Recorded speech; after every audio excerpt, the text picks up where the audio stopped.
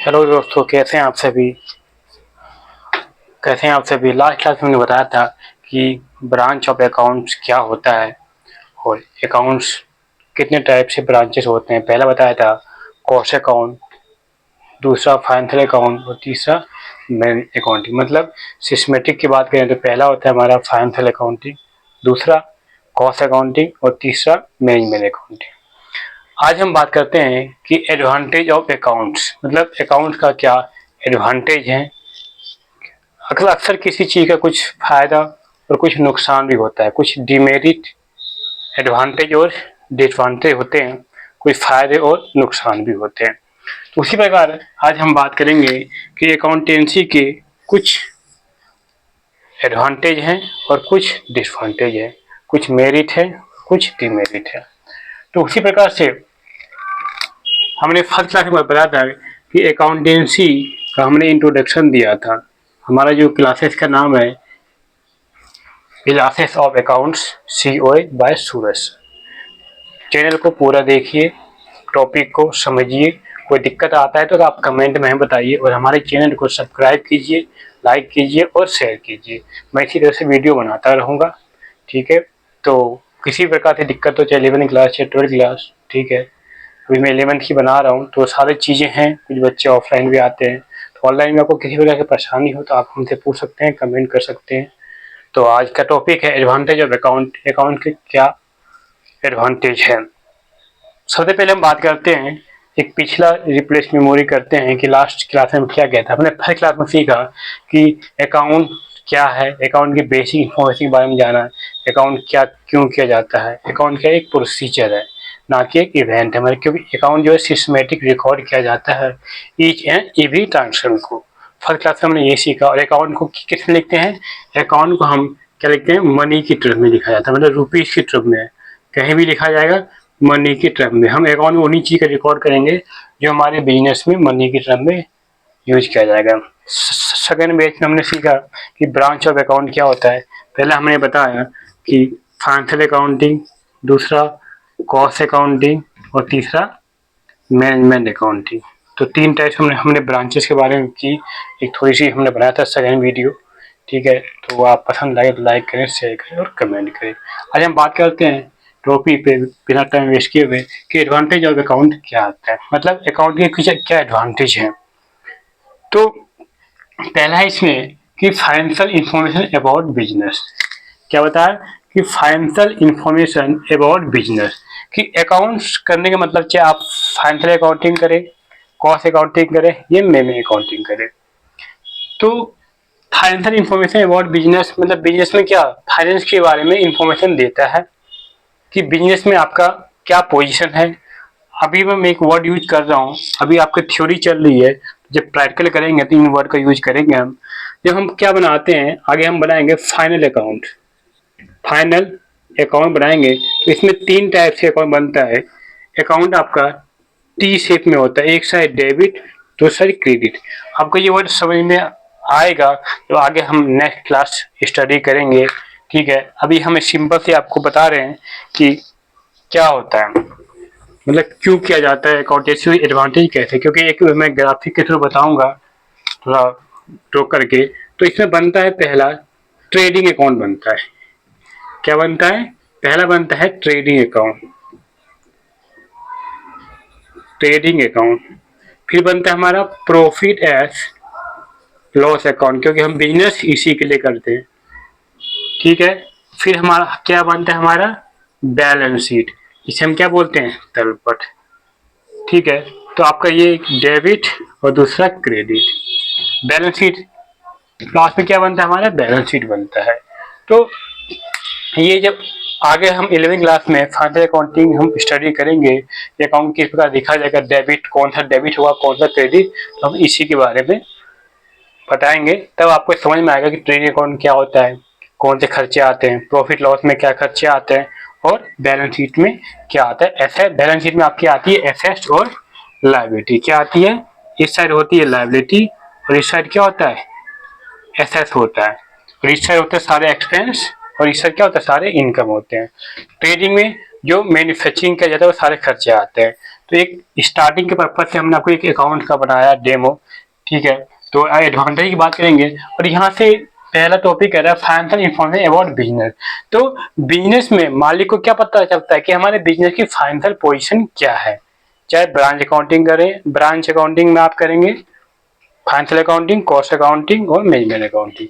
तो कि हमारा कितना प्रॉफिट और लॉस आया, इसको हम क्या बनेंगे, लाभ हानि का सा, लाभ या हानि। लास्ट में क्या आता है, आउटपुट आता है। लास्ट में हमारा ओटी, लास्ट के हम टोटलिंग करते हैं इन सभी का।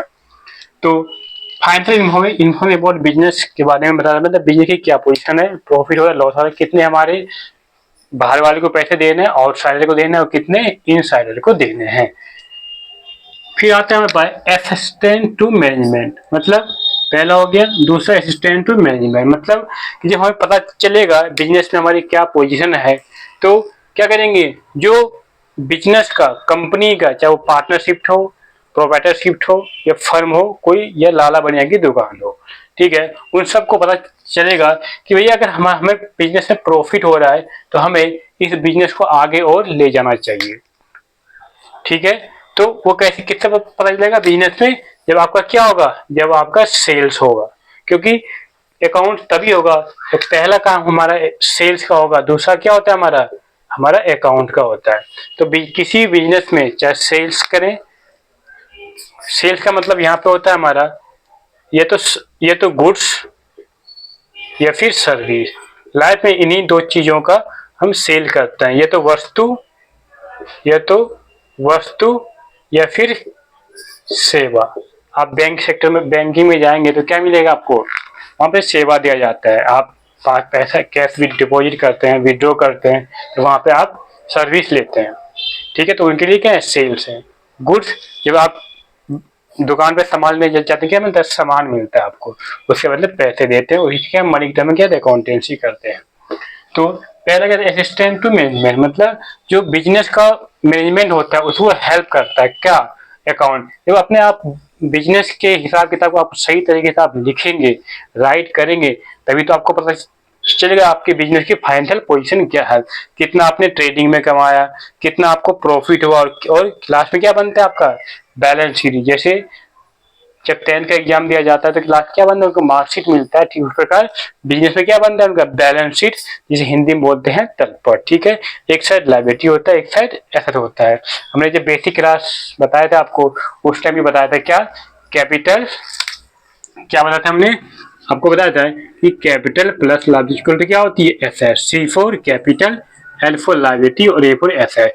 तो आपकी कैपिटल यहाँ आएगा, ठीक है, लायबिलिटी भी यहाँ आएगा, मतलब लायबिलिटी और फिर क्या, ये इधर आपके आ जाती है एसेट बिजनेस की। तो ये और ये क्या होता है, ये इक्वल होता है, बराबर। अगर ये 1 लाख रुपया आ रहा है, ठीक है, तो ये भी कितना होना चाहिए, 1 लाख, ठीक है।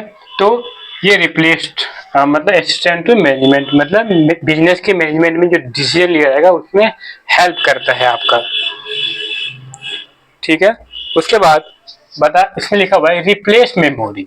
अब सोचो कि इसमें कोई एक काम नहीं होता, कभी ट्रेडिंग में काम करेंगे, कभी प्रॉफिट और लॉस बनाएंगे, कभी बैलेंस बनाएंगे, मतलब हमेशा कुछ नया होता रहता है। और होता क्या है, सेल्स, या तो गुड्स का या सर्विस का, सेल्स करेंगे, परचेज करेंगे, पेमेंट करेंगे, रिसीव करेंगे, वो सारा चीज क्या होता है, बिजनेस के अंदर होता जाता है। तो रिप्लेस टू मेमोरी हमेशा चेंज होता रहता है, आपको पता चलेगा कि बिजनेस में कितना प्रॉफिट या लॉस हुआ, मैनेजमेंट में हेल्प करेगा, और आपकी मेमोरी क्या होगा, चेंज होता रहेगा, क्योंकि बिजनेस क्या चलता है, एक कभी लॉस कभी प्रॉफिट, तो ये मेमोरी को रिप्लेस करता रहता है। इसी प्रकार से हम नेक्स्ट देखेंगे कि इसमें और किस प्रकार से,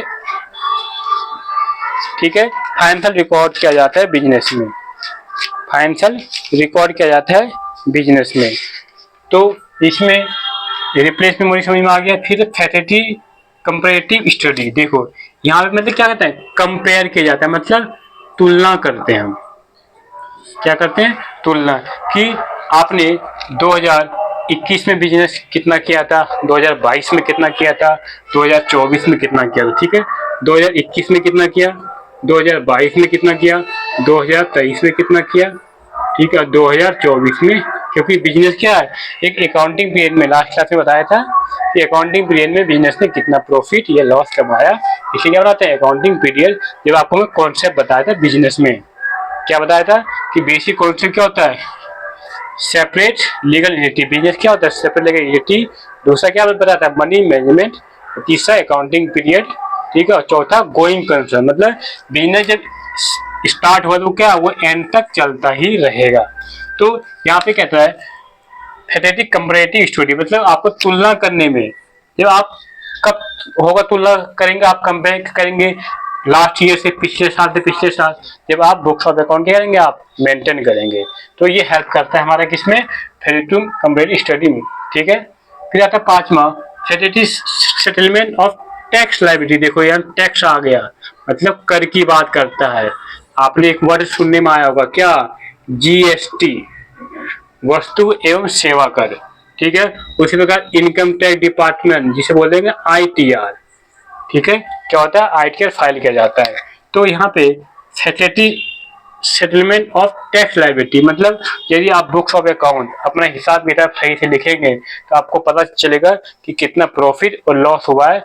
और हमेशा जो टैक्स दिया जाता है किस पे दिया जाता है, प्रॉफिट पे दिया जाता है, मतलब जो आप इनकम कमाते हैं। तो आपको सही इनकम कैसे पता चलेगा, जब आप अपना बुक्स ऑफ अकाउंट सही से मेंटेन करते हैं, मतलब trading account, profit loss account और बैलेंस शीट। चाहे वो प्रोप्राइटरशिप हो, चाहे पार्टनरशिप हो, चाहे कंपनी हो, चाहे एलएलपी हो, चाहे ज्वाइंट वेंचर हो। तो इस प्रकार से क्या कहते हैं, हमें टैक्स के बारे में पता करना है कि कितना हमें टैक्स देना है। अगर आप सही से राइटिंग नहीं करेंगे बुक्स ऑफ अकाउंट, तो आपने सही से एक्सपेंस नहीं दिखाएंगे, सही से सेल्स नहीं दिखाएंगे, तो क्या होगा, आपका सही इनकम नहीं आएगा। इसलिए हमें टैक्स को कैलकुलेट करने में भी हेल्प करता है, क्योंकि टैक्स हम किसको देते हैं, हम भारत सरकार को देते हैं, ठीक है। फिर नेक्स्ट है फैसिलिटी टू लोन। यदि आपका बुक्स ऑफ सही मेंटेन है, आपको फाइनेंस की जरूरत पड़ गई, तो ये हमें लोन लेने में हेल्पफुल होता है। तभी हम बैंक क्या करेगा, बैंक हमें लोन देगा। तो यदि आप बिजनेस में फाइनेंस की नीड है तो आप बैंक के थ्रू लोन लेंगे। क्या दिखाएंगे उनको, बैलेंस शीट, आप अपनी फाइनेंशियल पोजीशन दिखाएंगे कि हमारा बेटर है, हमें फाइनेंस की नीड है, इसलिए आप हमें एक फाइनेंस ग्रुप में हेल्प मिलेगा।